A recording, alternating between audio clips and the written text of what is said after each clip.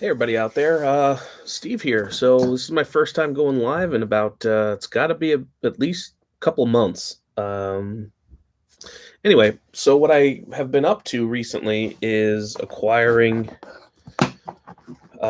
slowly some cards, namely superstar sticker cards, and this is my favorite subcategory of cards to collect in my Gary Carter collection. So I said, you know what?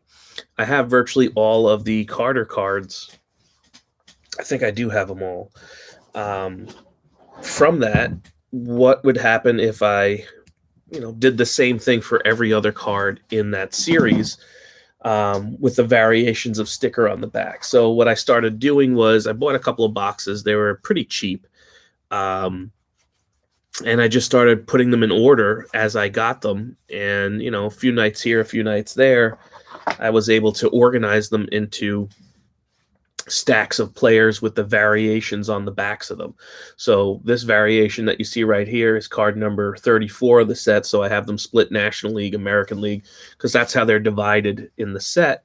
And you'll see that these are all the variations of just Will Clark. Now, obviously, the card fronts are all the same, but the card backs are where you see the differences. So they're each going to have a set of stickers. Now, if I really sat here and sequenced it, you could probably figure out which stickers belong to which cards based on a pattern. I haven't sat down to do the pattern yet, but I suppose that might be a fun thing to do. Punisher, what's up, buddy? Tim. All right, nice. Good to go, Tim. So I got I don't know. Let's see how many different Will Clark I have. I think some of the higher ones you'll have 12 to 14, and some of the lower ones you might only have 3 or 4. So this is 1, 2, 3, 4, 5, 6, 7, 8, 9.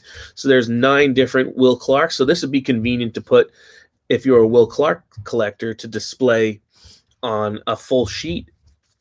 Now, again, I don't know if I have all of these, but I was basically attempting to create a master set of every player offered in the set. So here you go. This is just the National League side of things, and this is the American League side of things. So just to show you how many total cards that I'm sitting on right now. And then this over here, this is just the doubles. So this is what's left over. Now I have a very small fledgling population of a Dave Winfield collection and a Keith Hernandez collection. So I might save those, but this is going to sound ridiculous to a lot of other collectors out there.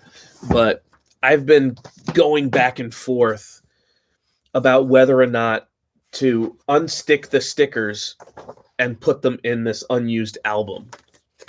Now, part of me is like, well, if I do that, all the Gary Carter stuff's going to be blank because I'm not going to peel any of his. And if I'm not willing to peel his, is it worth it to peel any of the other ones? Or should I just leave this book empty? But part of me wants to be like a little kid again and do the book all over again. But these are really fun. I enjoy this stuff the most in the hobby. Stickers are more near and dear to me because that's where my collecting really started, was going to a candy shop and buying these particular stickers. So 1989 in particular is my favorite of the stickers. But I don't remember this cover. When I first saw this booklet, I was like, man, I don't remember that cover. But I do remember, and it was like a blast from the past when I first saw it. I'll show you. I do remember this vividly. I remember this page, and I remember that, and I didn't remember this. It was just something that once you saw it, you're like, I remember that. And this is the same scene that was on the 1989 tops of Carter tagging out. I guess I don't know what player that is, but that's the scene on that card. So as soon as I saw that, I was like, I remember that. So, and then I looked at every other page, and it was just so cool. They put the bigger stars of your team as the bigger sticker. So for the Mets, if I'm not mistaken, it was Doc Gooden and Darryl Strawberry. Yep, there you go. So they were your big stars in 1989, and that was going to be the core of the team that led them forward. Your aging stars such as Gary Carter and Keith Hernandez, they were on their way out. So it was all up to this new squad of people. And I remember Howard Johnson becoming more of a force on that team as the older guys became diminished. So very interesting looking back at this. And they even give you some cool statistics of wins, losses at home. It's just really interesting stuff. And like team leaders on the pitching and batting sides, just so cool. And then when you look at the Padres, you can actually see that it was from the same game versus the Mets. So maybe Topps was being a little lazy, or they were being, what's the word I'm looking for? I can't think of the word right now, but they were basically being synergistic. They were just getting stuff done all at once. But anyway, Chuck, what up, buddy? So yeah, I've been doing that. Can't really think of any major acquisitions because we just refinanced the house, and so that's really limited my ability to really do anything in the hobby. So I really wanted to put together if you look back at one of my last videos, I wanted to put together a rack, a nice gift for several collectors, and that's just been to a screeching halt. So I just really don't have the money to put into it, but hopefully someday I can get to it. But one of the things I picked up in the summertime, and I forget how much I paid for this. I don't know, maybe it was $50 or so, 40 or $50, something in that neighborhood. And I think I even best offered the person. But this is a really fun card for me to get. I don't know if you could see that really well. I'll try. So this is a weird card in and of itself. This is the Kiwanis Mets card, and this is a card that eluded me forever. And you guys, if you look at my past videos, if I didn't delete it, I found a horde of these, about 2,600 of them. And anyway, it went from the hardest card for me to find to my most abundant card of all, in a weird stroke of events. But anyway, I found this card. I usually like to have an autographed version of a card and a plain version of the card, and I count them as two different varieties in my collection. So you might look at that as cheating, but I don't. But anyway, this one's signed by Davey Johnson and by Gary Carter, which I thought was cool. And even a bonus was that it was signed in blue ink. I definitely prefer blue ink over black ink on cards, just because it's a little less common, and I don't know, the blue always seems to come off the card a little bit nicer. So I was really happy to find this out in the wild and add that. And this is really one of my favorite cards. And you could even see over here a little mark, like the player was handling the card with the marker in his hand, or was signing another card and it spilled over to here. But it's little things like that I find fascinating about the cards themselves. They don't have to be perfect. Then you can see a little bit smudged fingerprint over here. I don't know if that's Gary. I don't know if that's Davey Johnson, but it's just fun little stuff like that. Like if the card, it's dinged up. Like if you look really closely at the corners, it's banged up. But it's the experience of the card. I don't necessarily need a pristine card in my collection, and I don't really care for it. It's nice seeing like these battle scarred type cards that were being handed around, and maybe it was by a kid, maybe it was by an adult, I don't know, but that's really cool. So I've got a dual autograph on something, and I was really looking for a Davey Johnson autograph something on any card that I can get in my collection that had Gary with it, either a checklist or something. But this really fits the bill and does the job, so I was really happy with that. But what else? What else major? I mean, in the summertime, I mean, this is kind of interesting. But in the summertime, I had found this right here is a I don't know, CD radio. that was owned by Gary himself. And down here, I don't know if you could see the plaque on the card, the plaque on it. It says Gary Carter Montreal Expos 2003 All-Star Game, U.S. Cellular Field, Chicago, Illinois, July 15th, 2003. So I guess because he was recently elected into the Hall of Fame, they had him up here at the All-Star Game, and that was the present, I suppose, he was given at the game. So that's pretty cool. And it works. So what up, Vogs? That's a pretty cool thing right there in and of itself. But this here and that represent basically the last of my larger acquisitions. And it's been really slow since late summer. Again, like I said, because I've refinanced my house, so I've really slowed down. I wish I could do more, but that's why I was like, let me take on some of the superstar stickers. It's pretty cheap to get them, and I was like, let's have some fun with it, and let's see if I can make a master set out of the superstar stickers. But now, like I said, I'm stuck in that conundrum. I know for a lot of people, they'd say, what a ridiculous thing to be, stuck on. But do I actually peel the stickers and put them in the books, or do I leave it alone and keep the book blank? And then the other side of it is, well, what if the glue itself on the stickers is so old that the stickers don't even stick to the book? I mean, I could always get a glue sticker, tape or something like that, and tape them in there, glue them in there. But that's kind of where I'm at right now. And anyway, this is really what I've been up to. So, part of coming on here is seeing everybody, saying hello to everybody. My YouTube auto card PC is basically stopped. I haven't really, sent any mail nor received any mail from, many YouTubers. That's not, to say, dissatisfaction. It's just a matter of fact. But I have been doing as Vogs brings up, where I wanted as many YouTubers as possible to send me a Gary Carter card with their own autograph on it.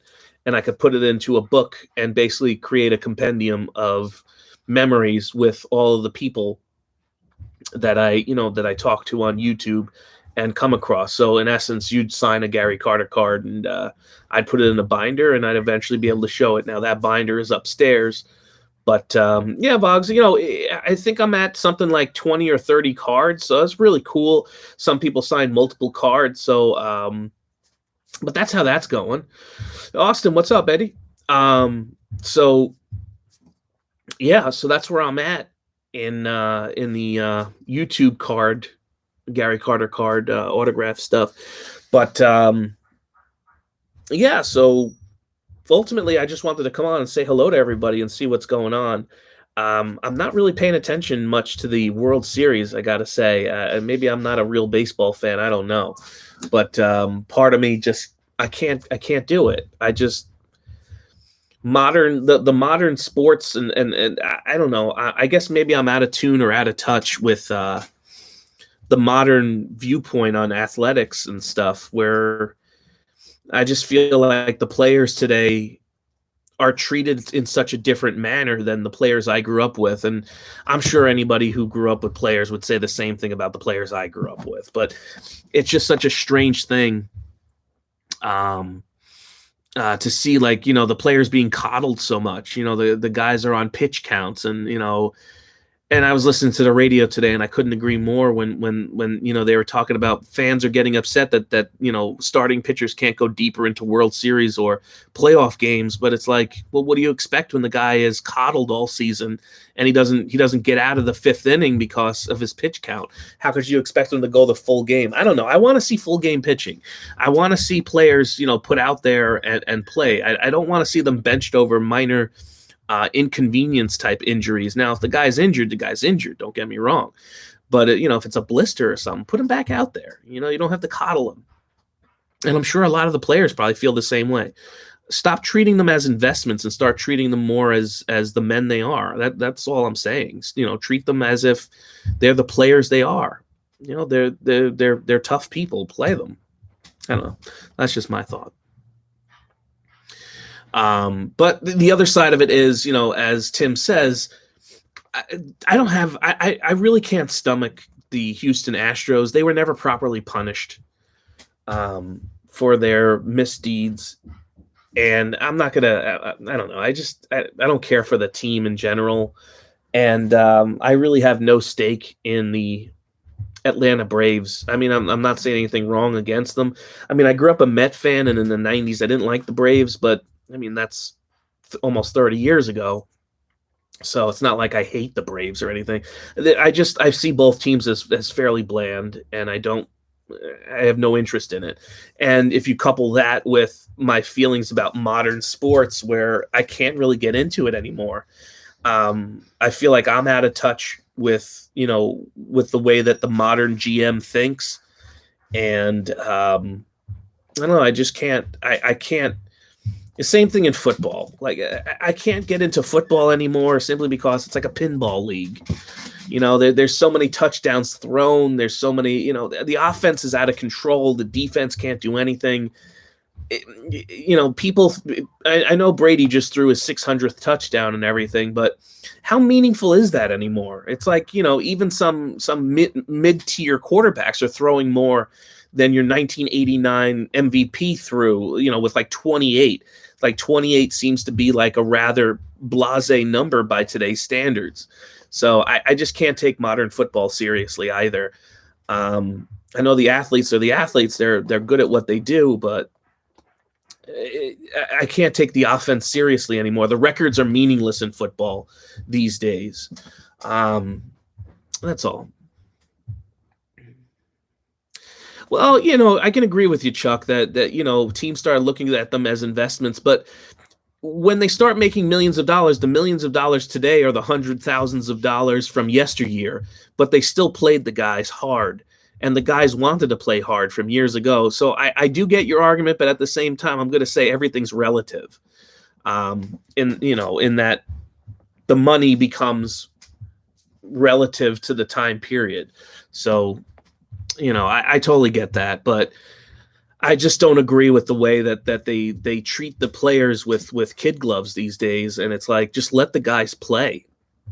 I mean, they're worried about, all I hear on the radio, during the baseball season is, do the Yankees start Stanton in the outfield, or do they put him only as DH because they're afraid he's going to pull something running in the field? It's like, come on. You're paying this guy an exorbitant amount of money. He was an MVP in the field. Put him out in the field and let him play. So, it's I don't know. Let the guys play through injuries. I mean, guys used to play with broken fingers and, they tape them together. Now, I'm not saying that the guy should go out there with, horrible injuries and put their lives at risk. No, but, if you could play through some of the pain, play the game. And don't let the team get in the way. But at the same time, I guess sometimes you got to protect the player from himself or him from the team. I mean, there's stories that about football owners and managers basically trying to pass the concussion protocol just to get their better player back on the field. And you're going to put a guy's life at risk, potentially in football if you put him out there and he doesn't know where he is. So I see both sides of it, but if it's those injuries where a guy could play through and not jeopardize himself, put him out there. And I'm sure those guys want to play too, and it's endearing to the fans. Now you have to look at everything within reason, of course. Yeah, the rub some dirt on it, walk it off type of thing. I totally get it. But I just can't, the more and more I watch and the more and more I look at it, I can't really get into modern sports. And so that's why I find myself collecting and staying with the stuff that I, collected from years ago. So my Gary Carter collection, to get back to Vogs's question from before about, what were you collecting anything else other than the stickers and Carter? I've expanded more into the Mark Messier collection. I would say that I probably am sitting on a collection of about between 300 and 500 cards, and I have a whole bunch of dupes because I bought some bigger lots on eBay at the end of the spring of last year or sometime something like that, winter, spring, and the lots were huge, and I was able to fill in some binders with that. So I'm real happy with the Mark Messier collection. I have a smaller Keith Hernandez collection going. I have a smaller Dave Winfield collection going, but and it's funny, what people are calling vintage these days versus, what's not vintage. But I think it's always funny when people are like, hey, show me some vintage, and people are like breaking out like the 1990s stuff, and that's not quite the stuff that you would deem vintage. But yeah, I definitely do see, when you're young and you see like your parents or, older people liking older things, you start to understand more and more why they lean toward those things, simply because, one, there's comfort there. They remember those things when they were younger, or, two, they just appreciate that age of sport or whatever, just a little music, just a little bit more. And it's funny, like when you look at that stuff. Yeah, but you hear that stuff, Chuck, that people like throw that stuff out there where, they're like, oh, show some vintage, and somebody breaks out like 1990 Tops or like 1992 Stadium Club, and they're like, oh, here's the vintage. I just find that funny. But yeah, I usually consider anything. I guess I've taken the mainstream view that from 1980 backward could be considered vintage. That like 1980, they say, is the first or the last vintage, Tops. After that, it became widely used. And then you hear other people's terminology like pre-1984. I don't know. But what I do with my collection is I put all the Carter cards that are 1980 and before into top loaders. So I've been running on that model, but I'm definitely open to suggestions about, and interpretations about what's vintage, what's not. I'm not against putting 1981 or 82 cards into top loaders, but I don't know. I've just taken the 1980 approach and run with it. Yeah, there's so many like little things. Like, I know the whole rookie card debate where it's, what is the rookie? What is a pre-rookie? And I find it fascinating that what people consider to be rookies versus pre-rookies. Like the 1984 Tops is considered to be Darryl Strawberry's rookie, but everybody in collecting when I was a kid wanted the 83 Tops update. And then there's the strange case of, the 1986 Tops traded Barry Bonds, and then people are like, well, the 1987 Tops is his real rookie, where he had like the amount of games to qualify as the rookie. And then what blows my mind, and I had some larger YouTubers come on my channel a couple of years ago, and they were, getting obnoxious pretty much about when I called the 1987 Mark McGwire rookie. Because when I was a kid, people were talking about the 87 Tops as his rookie, because the 1985 Tops of him showed his USA uniform. Now everybody is like, contentious. They're like, oh, well, the 85 Tops is his rookie, even though he technically qualified in 1987. It's like, I don't get it. It becomes such an arbitrary thing. And I think Beckett had a lot to do with the XRC and RC, conundrum. But you're not going to sit there and tell me that the real rookie of Mark McGwire should be his 87. But I'm also the same guy that'll tell you the first card of the guy should be his rookie. So I can buy his 1985 card as the rookie, but don't give me the, well, he's not, he didn't play the full games, so thus he didn't qualify. Then if you're going to use that approach, the 85 Tops is not Mark McGwire's rookie. It's the 87. But anyway, it's just so interesting.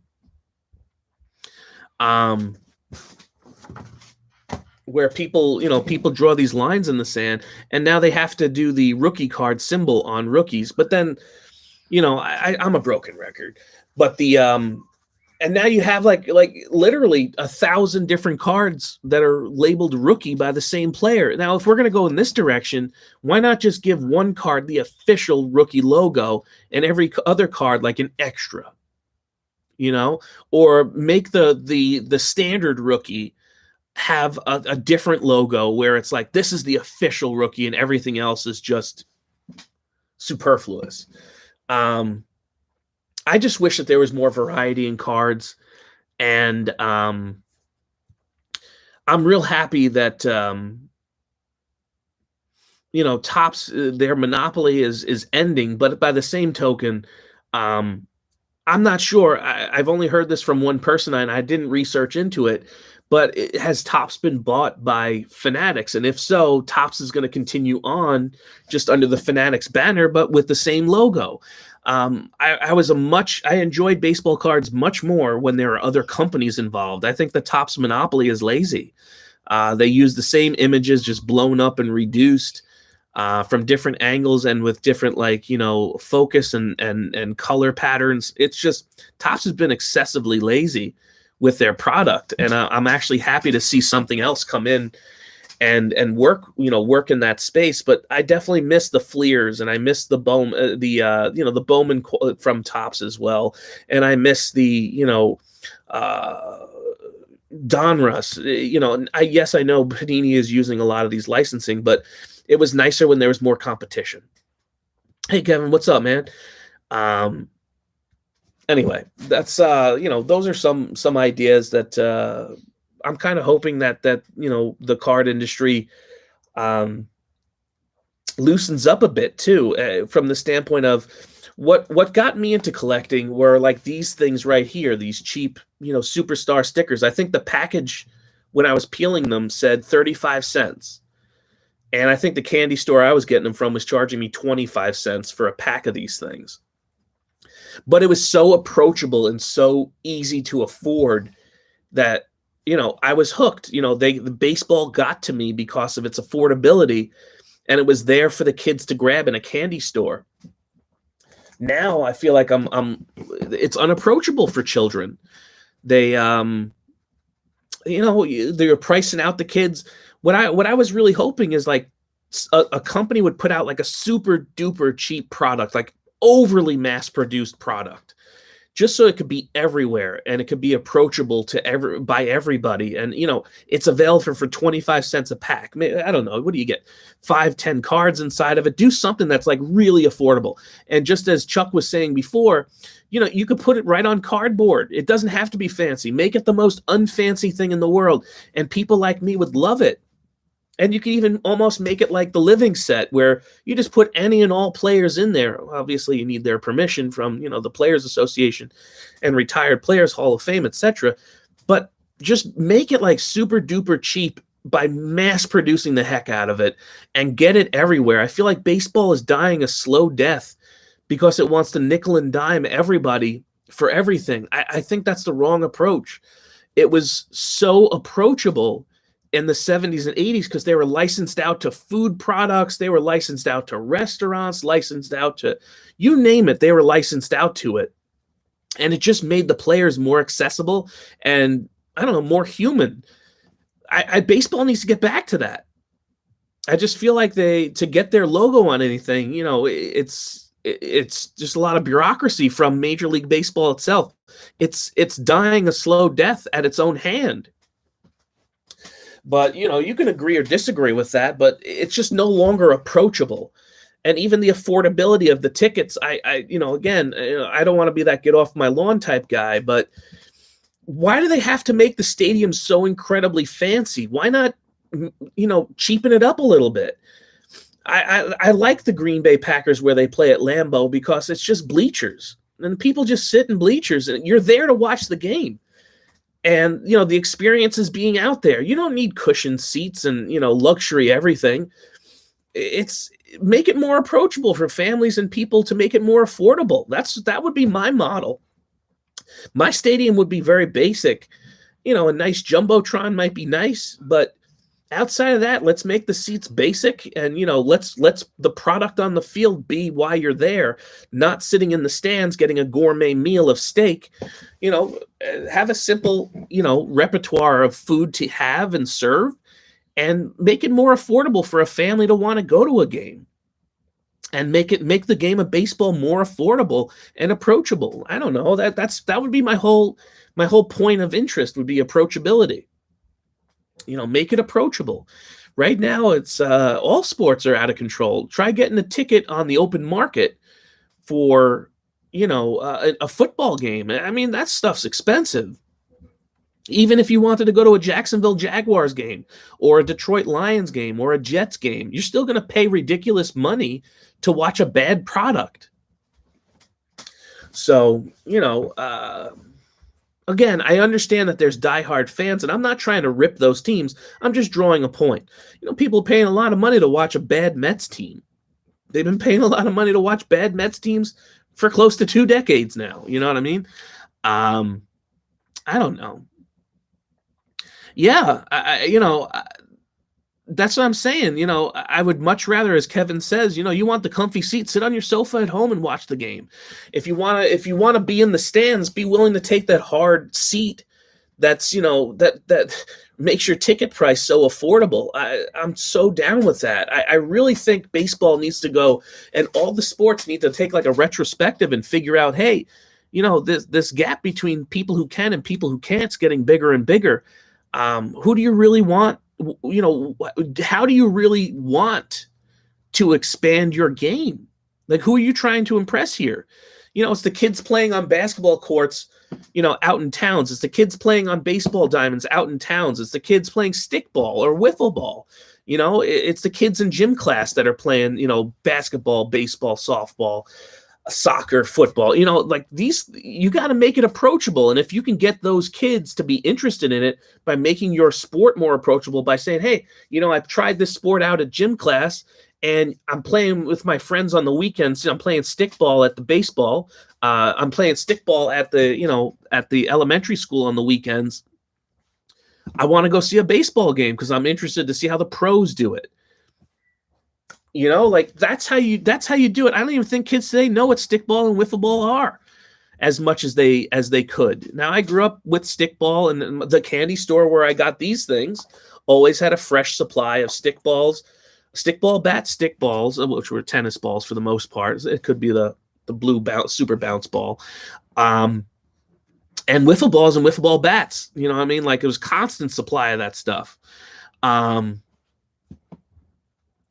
Again, it's I understand the corporate sponsorship and everything for it, but at what point do you lose contact and do you lose touch with the people, the salt of the earth type people that are coming to your games from all neighborhoods and all walks of life? That's what's missing. That's what's missing from modern sports and particularly modern baseball. Baseball is failing miserably to make itself viable in today's market. I think it really needs to cheapen up and loosen up. And a guy like me, I haven't gone to a baseball game in like 4 or 5 years. I'd love to get to a baseball game. You know what? My dream in retirement is to watch Price is Right every day. But my other real dream, like let's call it real, would be to have season tickets in like the nosebleed section for the Mets and just go to their home games, make that my thing. Each day I take the train out, watch the game, have a good time, come back in. That's my day. I would love to be able to do that because baseball season is a campaign. It's forever. It's long. And how awesome would that be? It would just become part of your ingrained life that you just, I'm off to the game today because we got another homestand. Like, how awesome would that be?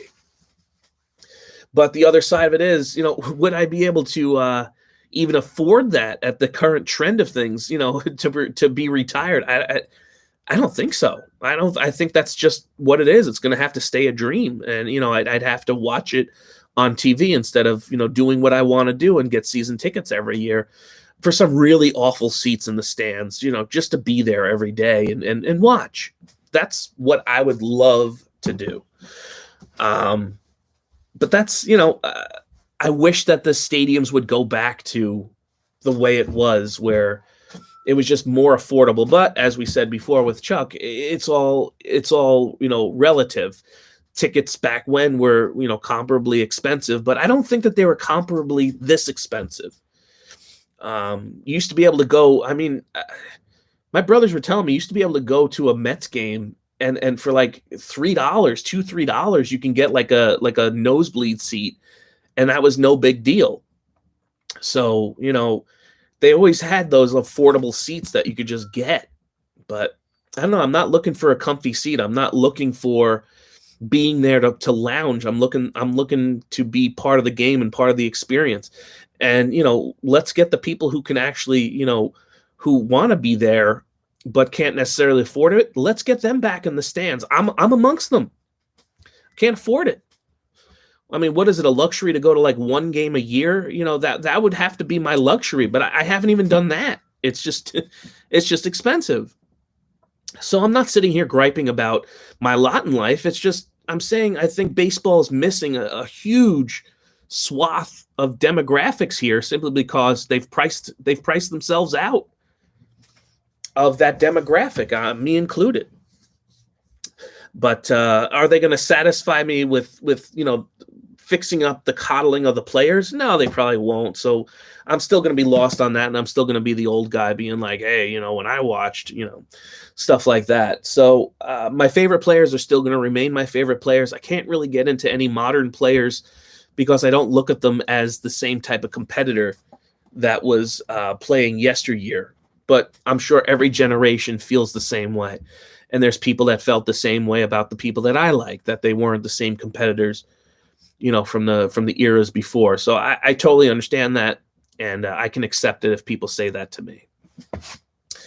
But the other thing is the apologists, and again, I'm a broken record on this. People find every reason to be apologists.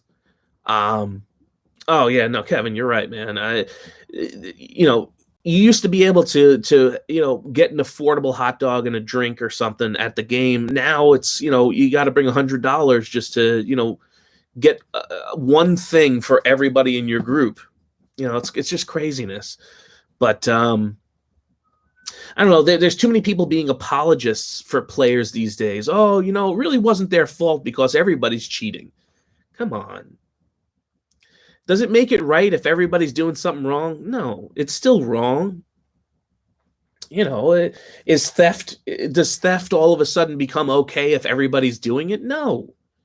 Theft is theft. It's wrong. It's inappropriate. It's immoral. And we can go on and on about this. And you have the apologists for the cheating. Oh, but everybody's cheating. Yeah, I get everybody probably is doing some form of cheating, but were they as blatant and were they as corrupt as what the Astros were doing? That's an intriguing question to ask. And then the other side of it, too, is, everybody's an apologist for steroids. Well, everybody was doing it. That's not a fair statement. It's cheating. You cheated. So I'm tired of people being apologists for their players. And, it's like you have a bias because you like the guy. I get it. You can't help who you like. It's like love. You have a favorite player, you have a favorite player. I'm not begrudging you that favorite player. But just recognize right is right, wrong is wrong. That's all. I mean, you can't help who you love. It just is what it is. So collect that person, but just understand they cheated. You don't have to be an apologist about cheating. I don't know. Yeah, no, I know. Yeah, Chuck, it's just, stadiums offered their own things, and they had some great deals. They really need to get back to this stuff. I really wish I was in some position of power in one of these stadiums to like try it out. Just do it for like 2 months. I know that's like a third of the season, but just to see like what does it do? If it really failed, I'd be like, you fire me after the 2 months. I don't know. But I wish that they would experiment with this stuff and get the people back in there, me included. I would find it so much more entertaining to be at a stadium if the product was about what's on the field instead of what's in the seats. And I think that, the more gambling gets involved with sports, the more it's just going to get computerized because people are going to want the right call made. I mean, you start taking away the authority of the umpires to call strikes and balls, and you start taking away their authority to call persons safe or out. I don't like instant replay. Now, I understand that it's going to help certain plays that the umpire gets egregiously wrong. But I like the discretion of the umpire. It adds to the drama. It's going to hurt your team at times. It's going to help your team at times. I mean, just ask the St. Louis Cardinals who got beat by the Kansas City Royals. You know what I mean? Just about pain of poor calls. But, as many of that are going to be called against you or many that are going to be called for you. So I don't like instant replay. You're asking and begging for more technology to come into the game to change it and ultimately to defer to it, to give away the authority to a machine. I don't want balls and strikes being called by a machine. I want that being done by a person. I don't want light up lights on bags, to say a guy is safe or a guy is not. Let that be the umpire's discretion. I don't really care about exit velo. It's obnoxious. Exit velo, exit velocity. The fact that they're even saying velo is annoying to me to begin with. But the other thing that's bothering me with regard to the sports is whatever happened to contact baseball. These guys are all trying to launch the ball, make contact with it, put the ball in play. They're all like not counteracting each other. They're all trying to do the same thing. If you look at the way managers managed years ago, if a team is employing a tactic against you, you try to find and neutralize it with the opposing tactic. They're not even doing that. Every team's going out there trying to bash a home run every at bat. Get back to the small ball.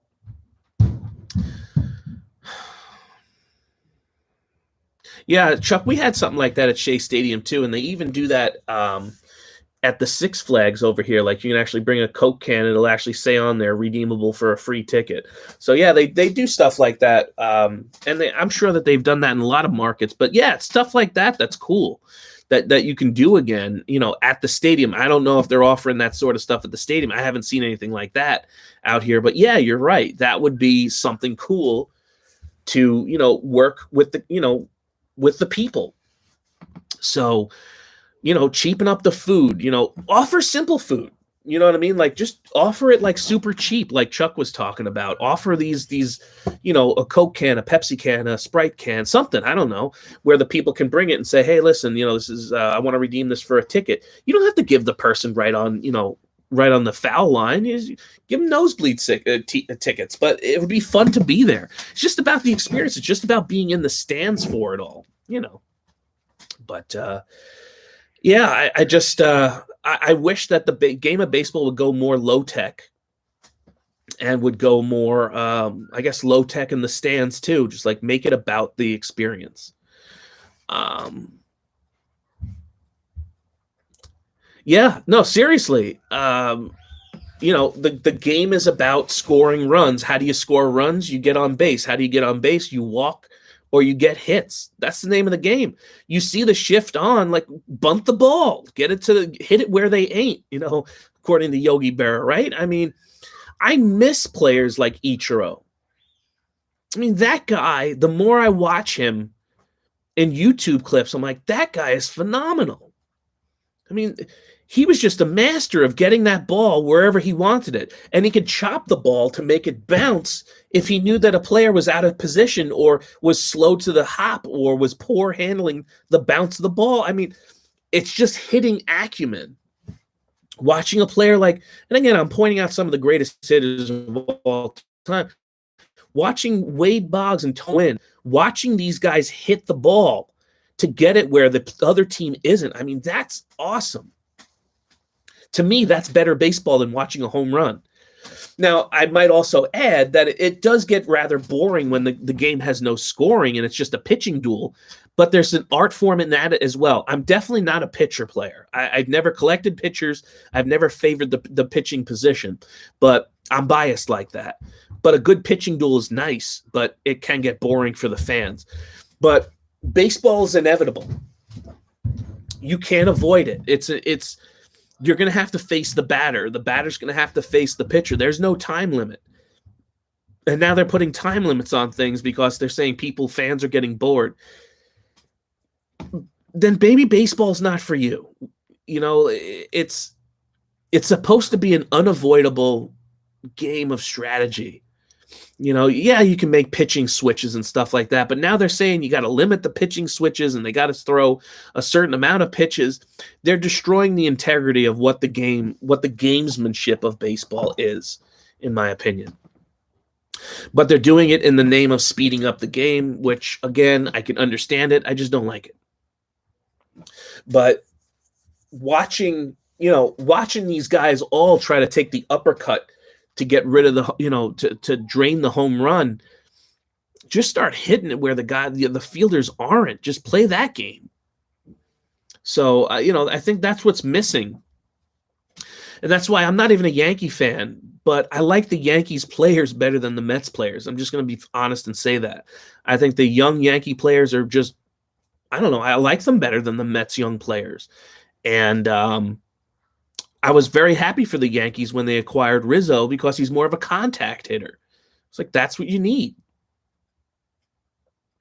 Yeah, and that's, as Chuck says, it's a human game of chess. That's what it is. It's slow moving and it's methodical, but it's also exhilarating. Like the drama of having guys on base and then, the pitching switch or, do we go through it? Do you have the gut instinct? You know what I mean? Like it's just, there's a lot of drama to the slowness of it all. It's I don't know.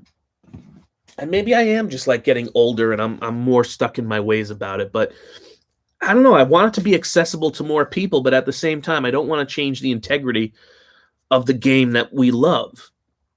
So for the sake of speeding it up for, the millennial mindset and younger, I guess technically I am a millennial, being born in 1983, but I'm going to be honest with you. I've never thought of myself as a millennial. I don't conform with what the millennials basically do.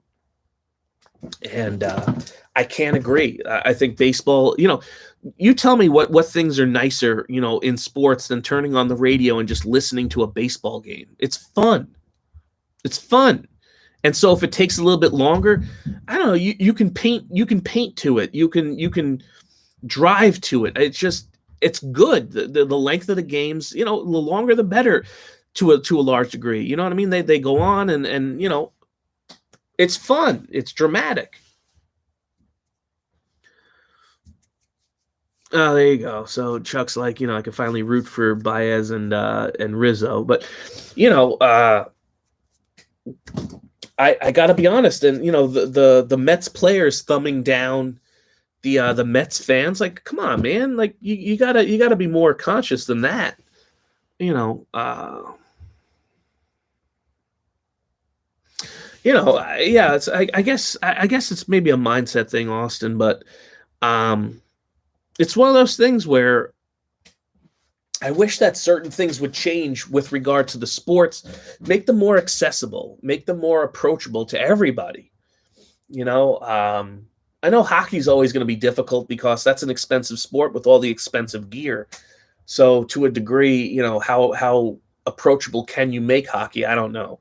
But baseball, certainly, what I mean? Kids can play with a cheap stickball, bat and a cheap tennis ball, and there you go. You're playing a game and you can learn to love that sport. Baseball should really be trying to capitalize on its ability to become very accessible to anybody and everybody.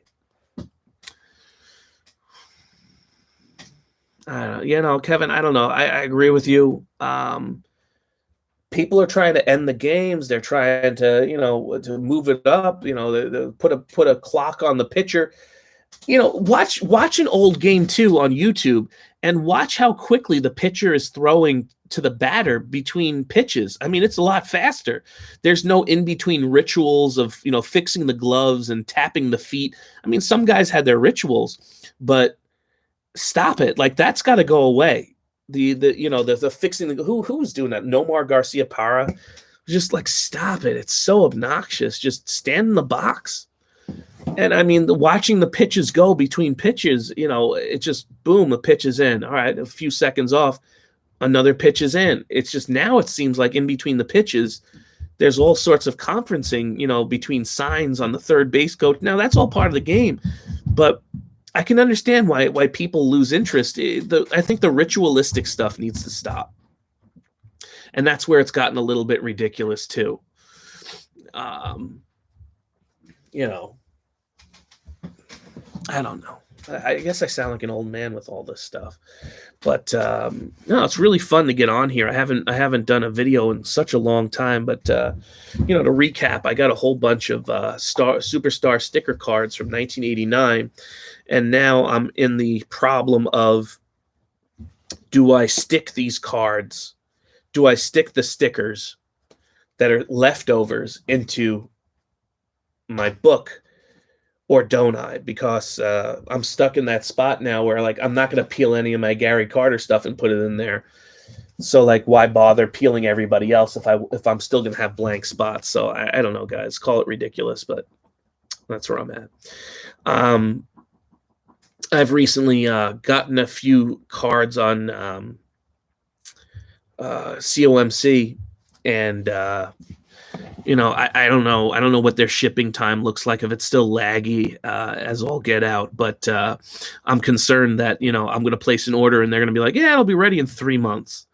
But I assume a lot of that's been fixed. I mean, I remember them sending out emails talking about all that stuff, but I didn't really read it. They were, I briskly, went over the first couple of emails I got where it was like, oh, we're addressing, the tardiness of our, of our mail, and delivery stuff. We gotta do it in a more timely manner. I get it, but yeah, I got some stuff in there, and I'm like, do I even bother pressing, hey, send this out to me? Yeah, so all right, so there you go. So it's always taken at least a month every time I ordered from COMC off of eBay. All right, so maybe they're still lagging, and there's a severe lack of timeliness still. But yeah, I don't know. I think I spent a grand total of like $11 there over the past month. I mean, we're not talking about a lot of cards or a lot of money, but I kind of don't like it when it takes like 3 months for them to ship something out. And not only that, but they also bundle it in such a way where, like, smaller cards get crushed by bigger cards, and they don't ever quite pack this stuff the way that you would think logically to pack something, and it creates dents on cards all the time. I'm just sick of it. They don't think logically about how to pack something well.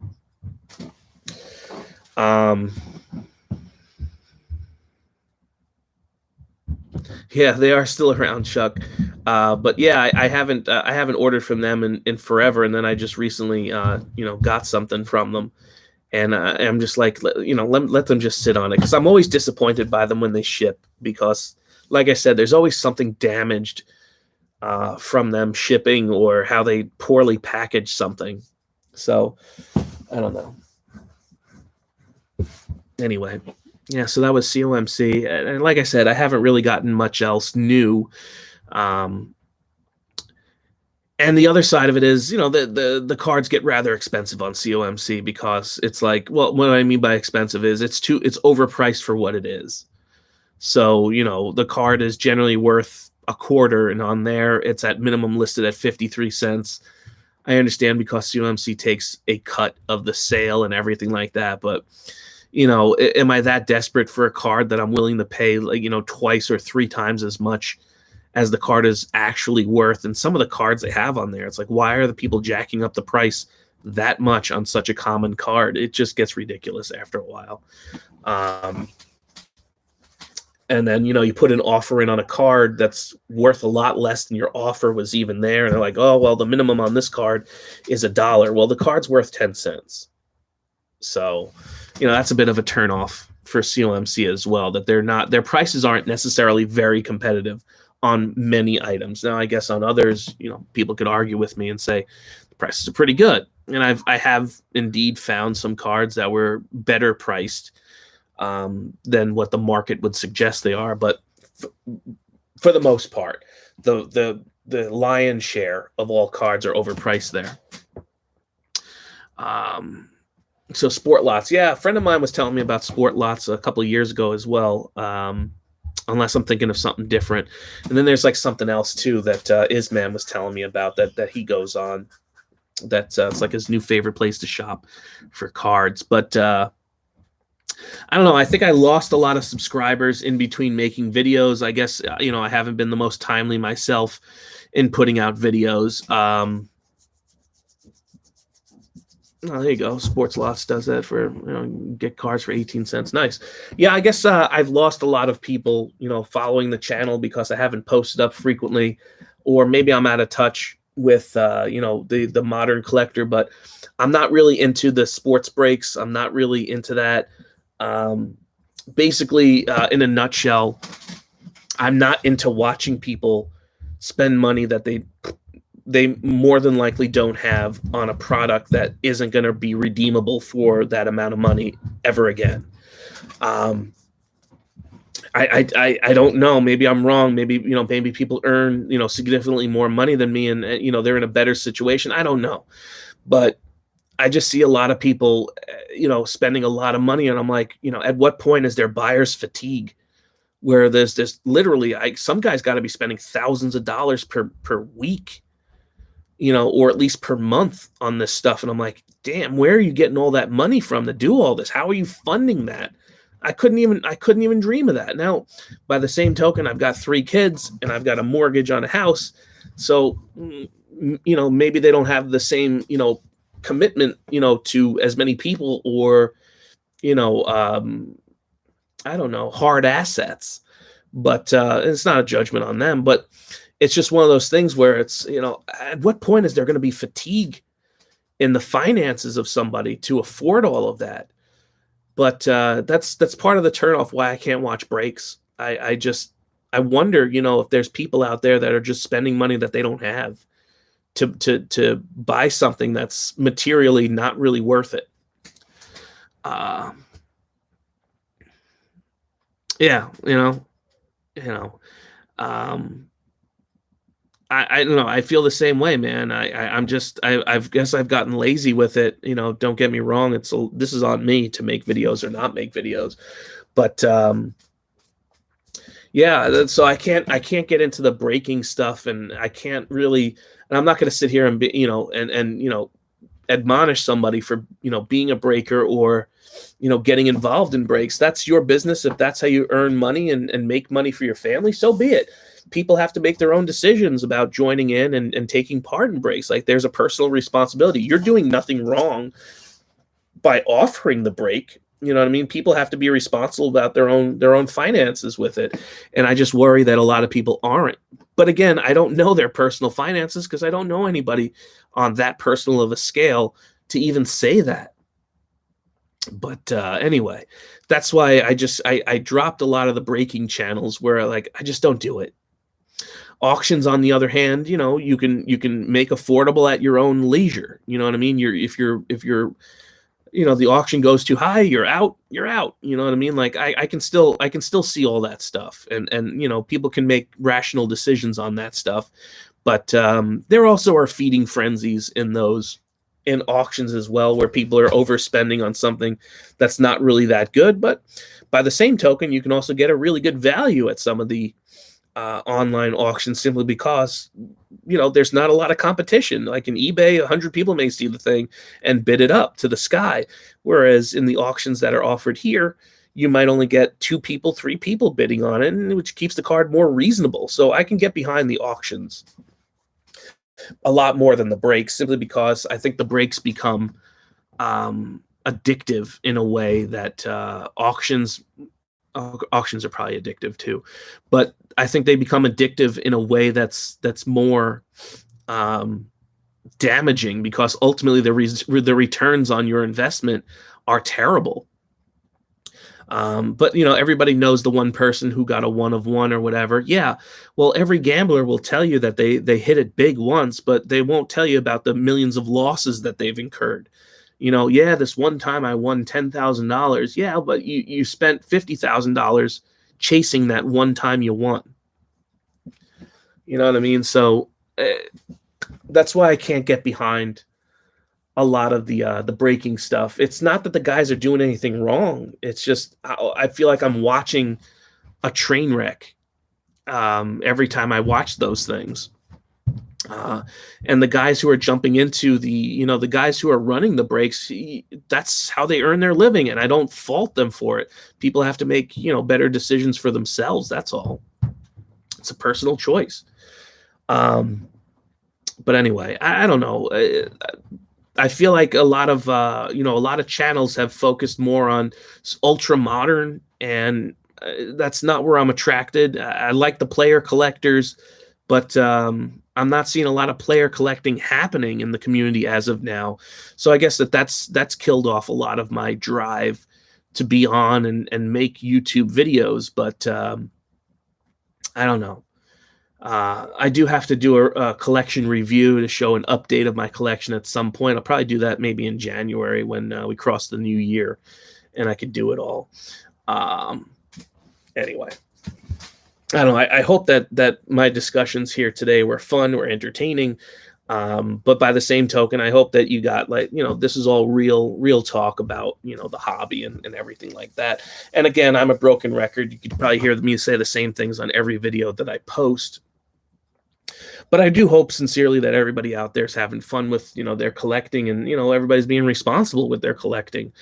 And that, I don't know, I'd love opinions on if I should sticker this book or not. And, put the stickers inside of it and fill up the pages or not. Part of me really wants to, but the other part of me is like, yeah, but you're never going to complete it because you're not going to stick in the Gary Carter. But anyway.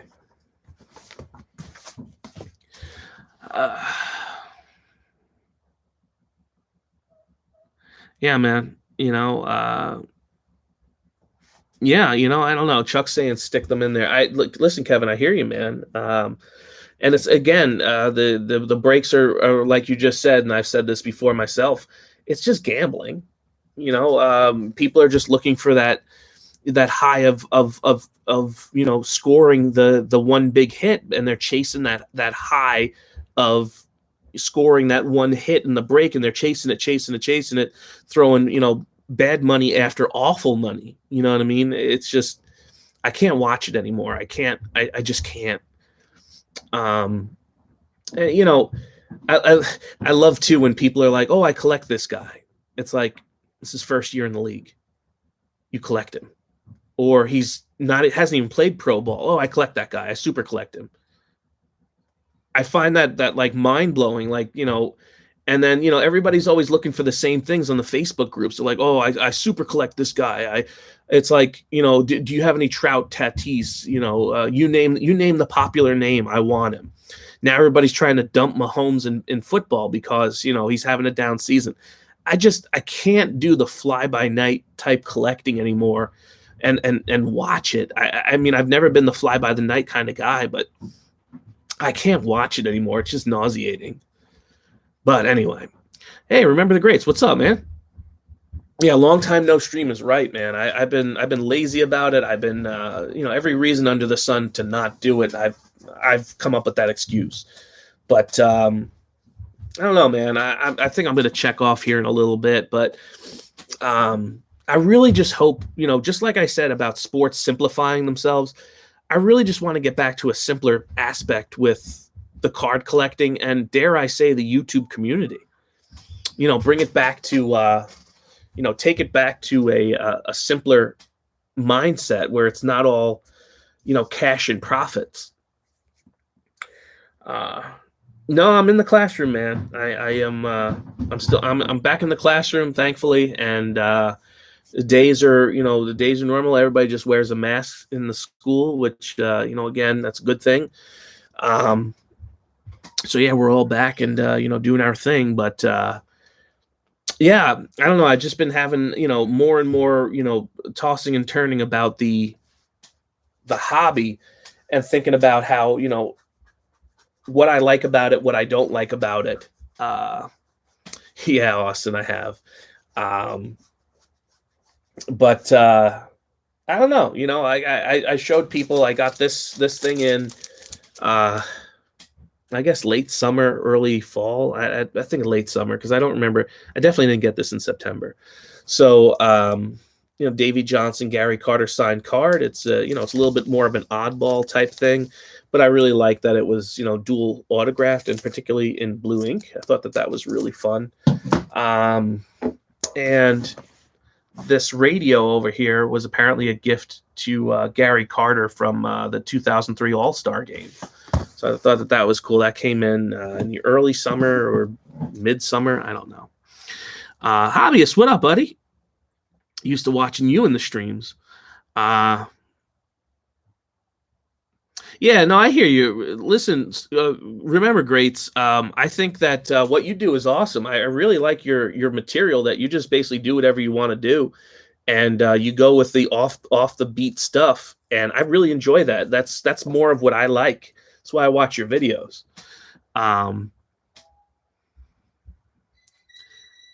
Whoa, you worked with FEMA, huh, Austin? There you go. All right, nice. Hobbyist is at Arby's. Nice. It feels like an Arby's night. But yeah, I don't know. I just want to get back to a simpler time. And, I do want to go to the National this year. That's like, please, God, let the National happen, and let this COVID thing be a memory of the past. And, let's have this thing under control. But I really want to go to the National this year. But I don't want it to be all about like clicks and everything.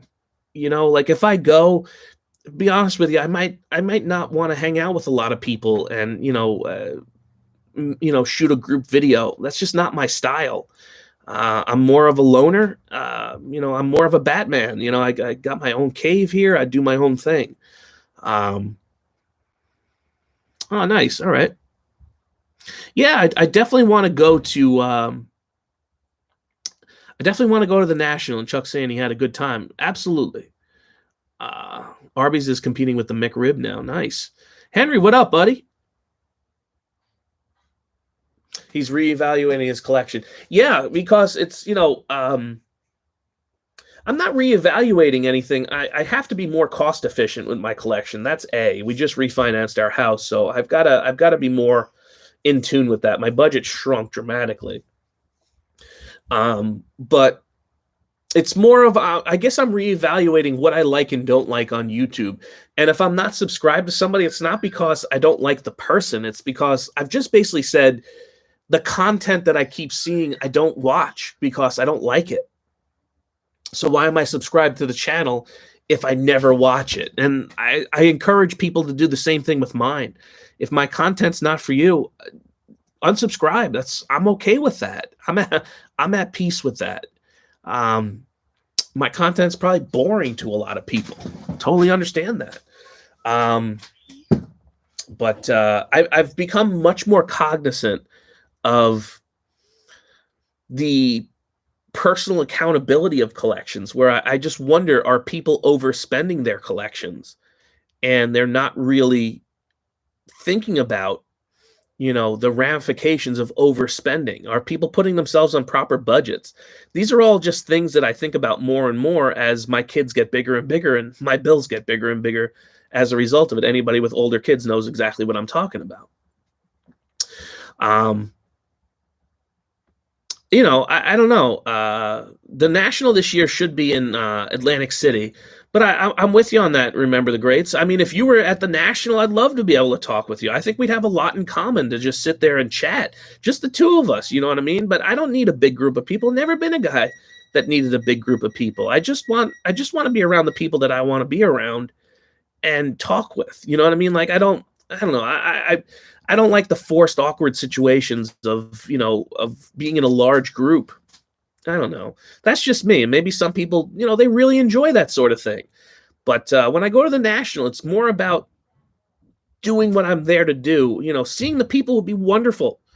But I just don't want to get bogged down in the festivities of, hanging out with the people only. And I want to dig into the cards. I want to get into the dollar bins. I want to get into the 10-cent piles. Like that's where I want to be. Dustin's here. What up? Yeah, again, I definitely haven't flooded anybody's videos recently. Like, this is what you're seeing is what you get, uh, yeah, man, I'm with you on that, Austin. It's just, it is what it is, man. Uh, yeah, it was supposed to be, as Chuck said, in Cleveland, but because Atlantic City got skipped, they're throwing it back over to Atlantic City. Um, so, again, I think my videos are out of touch with a lot of collectors too. Like, I'm not sitting on here, making any wild claims and, cursing, and being profane and, doing anything, that's controversial or hurtful. It's just, I don't know if this channel is maybe too vanilla for you. I totally understand. If it's not your cup of tea, you're not going to get any controversy here. You're just going to get, clean language. Because, I would hate to be cursing on this thing and have, have your kid, in the room be like, hey, what does that word mean? That's an awkward conversation you're going to have. If somebody was using foul language in a live feed. These feeds are made for, family people. I want people to be able to look at this, and I want my kids to be able to look at this and be like, all right, at least my dad's not embarrassing the family and us. You know what I mean? So that's totally understand. I think I've lost a lot of subscribers over my absence, and I totally get that. Um, but again, if it's if you're watching this and my material is not for you, you probably never even made it this far. If I'm putting this out there to those people, but if it's not for you, I totally understand, and I would encourage you unsubscribe. Just it's okay. I'm down with that. I've totally cut loose a lot of channels. Um, there you go. Yeah, the D-backs stink so bad that Kevin could fill up boxes with them for cheap. Yeah, no, I know, Dustin. I'd love to have you. If you can make it to Atlantic City, but again, it's the cost efficiency of making it out to. You'd have to go all the way out. You have to take a flight to Atlantic City. That's expensive. On top of the lodging, on top of the meals, it gets expensive. I totally understand that. Yeah, it'd be cool to make a card. Chuck made it out of there spending only $25 and his entrance fee, so that's pretty darn good. Yeah, I'd love to be able to have that type of story, but again, with my collection, there's only so many things that I need, and I use that term "need" loosely because we all don't need these cards. We'll survive without cards, but you know what I'm saying. As a collector, the cards that you need in your collection are very limited for me with my Carter collection, and I've just the ultra modern stuff's nice if it's cheap, but I'm not chasing it. Do you ever notice that stuff goes up for huge money on eBay, and then all of a sudden a year later that same stuff is back to being a common card price? That's what I'm talking about. I'll collect the 2021 stuff in 2022 and beyond, and just keep doing it that way. The stuff's too expensive when it first comes out.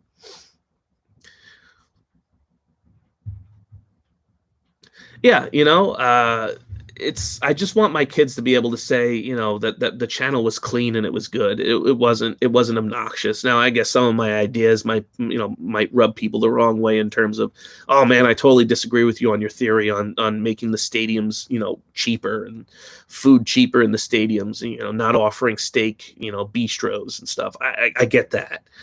I totally get if you were against, my stance on keeping baseball with umpires that are calling plays instead of machines. That I get. That rubs you the wrong way. But I mean, I'm not going to sit here saying anything offensive, because one, that's not who I am, and two, it's immoral. It would be immoral of me to do that, to make somebody feel uncomfortable. Just to get a laugh. How immoral is that? So I'm not gonna do it.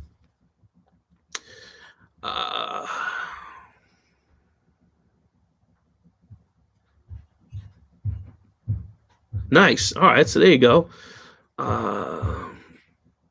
Yeah. All right. Nice. So Henry's getting the cheaper unis from college and minors days. Yeah, exactly. As Kevin said, you'd rather the people that come after you, your descendants, to be, proud of you, not embarrassed of you. They might be embarrassed of the choice of clothing that I have, or my Mets stuff in the background or whatever. But if that's the worst of it, I can take that. Yeah, again, that's just the way I see it. I want my channel to be more of a family friendly thing where you can watch it and not be afraid. Ooh, do I have to put my headphones on because this guy's going off the rails with a cuss fest? Uh,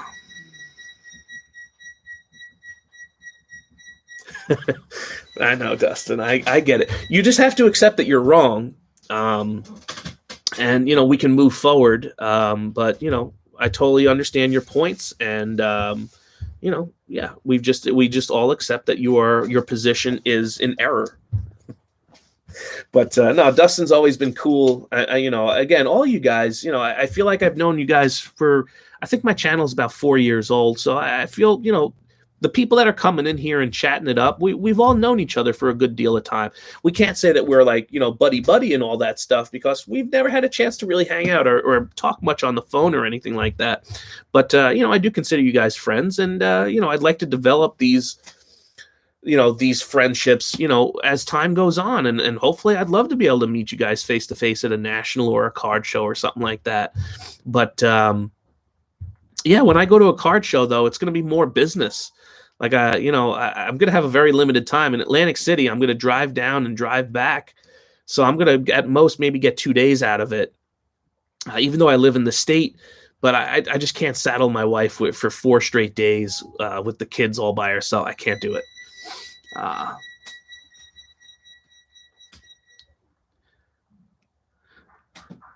yeah.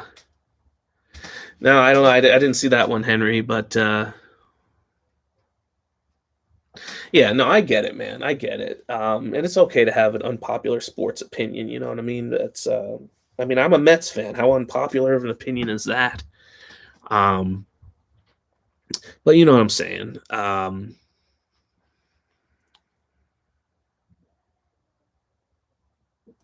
That's interesting. So Great is saying, I almost wish the card shows would have tuber panels like they do for video game channels or comic book channels. Nice. All right.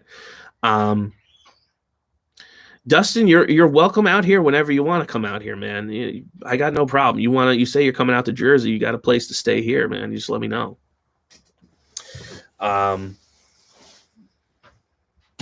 Could be worse. Could be a Cubs fan. I don't know, man. I don't know. Mets fans are pretty. Our heyday is behind us. Let's put it that way. Hopefully, the new ownership can bring those days back. But then, how excited can I get about a player that's 20 years younger than me too? That's the other thing. And maybe I'm just biased with that I can't really like sit there and wear a guy's jersey that's, was born when I was graduating high school. I don't know. Yeah, we have card shows out here, but they're very poorly advertised and they're sporadic. And I know that there's one that does one like once a month in Parsippany, and I never get out there. It's like a Tuesday night. It's so random. It's like I got the time in between getting home from work and making dinner to get out to a car. It's impossible. Such an awkward time. Have it on a Saturday or something.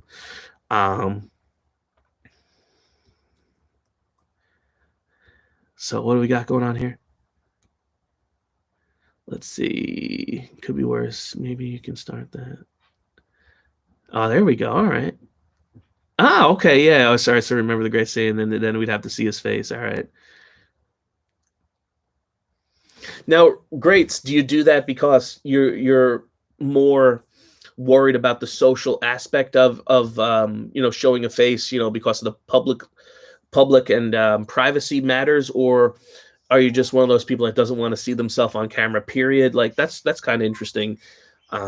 My first video was just me being in front of the camera. This is what I do for a living in terms of I'm in front of a class of people all the time, regardless of if I gained weight wearing, clothes that people think are dorky or whatever. I can't help it. I have to present myself.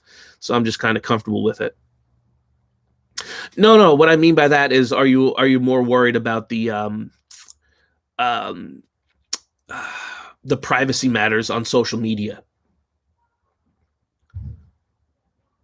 Camera does not do you. Listen, man, you know, I don't know how many cameras they got on me, but yeah, I thought I was doing pretty well there. I think I lost like 10 pounds from, you know, a month ago, but like, man, I got a lot to go. That's all I'm saying. A city administrator. Nice.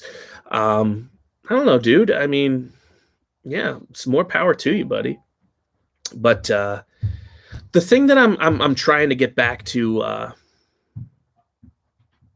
I got you. All right, I got you. Yeah, I've been trying to get back to basics with my collection. You know what I mean? Just appreciating what I do have. Do you ever just stop and just look at your collection every once in a while? Like pull out a binder and look through it. Like it's just pretty mind blowing, like what you've forgotten about that you have. You know, I look at things all the time and I'm like, oh, that would be cool in the collection. And then I say to myself, do I actually have that already? And sometimes you're putting it away in the binder. It's like, dude, I already had that. Or, you know, it's you just stop, you're like, oh, look at that. Yeah, I remember getting that. That's pretty cool. You know what I mean? Like you just stop and like look at stuff. Like I've been getting more and more into that. I wish I had a better camera setup that I could, you know, really give you guys a view of a binder and just go through it. I really don't have a good setup for that. So, but it's fun just remembering that stuff. Yeah, you know, it's just, I don't know. I find that to be inspiring too, to get, you know, with the collecting bug where it's like, do I really need to get more stuff, or can I just be happy with you know what's here? And you know, most of the time I'm like, man, I'm pretty happy with what I have here. But then you start to think to yourself, but I did see something that would be interesting to go in this binder along with it. And that's where, you know, that's where it goes. But it is fun to go back and look, and you know, I find it exciting. Like you guys think this is crazy, but I get excited when people like pull a Gary Carter out of a pack, and I'm like, oh man, you know, I wish that were me. But I get excited for you, like when you do it, and I'm like, oh, that's awesome. You know what I mean? Like I'm still into all that stuff. And I don't know, Henry. I'm like the opposite, man.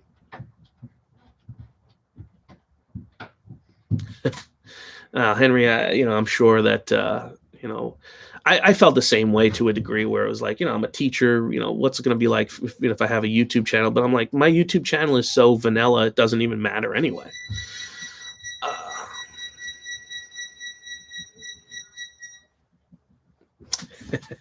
Yeah, I'm pretty open about my sports card collecting. My wife just accepts it and just you know, doesn't really care.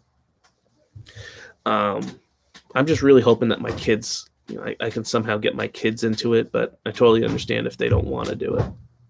So we'll see. We'll see where that goes. Well, it's about 6:10, and I can smell that my wife is cooking something upstairs in the kitchen, and I should probably be helping her do that and get the kids set up and maybe accomplish some homework. But anyway, it's a pleasure, guys. I know that more and more people are jumping on as time went on due to, I'm sure, work expiring and stuff like that. But it's a pleasure talking with everybody. I really hope to see you guys all again soon and, you know, run another live. If you guys have topics or anything, I'll put my email here. If anybody has any topics that they want to get into, you know, at a later date, you can send me topics and I can, you know, I can run that down with people. But again, it's, you know, I'm going to keep everything nice and family friendly. Not here to put anybody down or, you know, put any groups of people down or anything like that. So, you know, again, if you guys have any topics you want to talk about, or if you have any Gary Carter for trade, I don't care what condition, I don't care what card, and I don't care how many multiples, I'm always game for that. And all you got to do also, guys, is tell me what player you collect. Like I got a lot of these left over. Like if you say to me, I know Kevin likes, you know, Tony Gwynn. I can get Tony Gwynn out of this for Kevin. But if you have a player that you collect or a team, see, like these I'll give to Kevin. I only have 2 Tony Gwynn, but I know Kevin wants that. So like I have that for him. But if you have players that you like or anything, I put them aside for you. I don't even need to be traded. I just I want to get them to you because I know you want them. You know what I mean? So I'm really down with that. All right. Dude, yeah, I know. AOL, man. It's so old, it's back in style. It's like retro.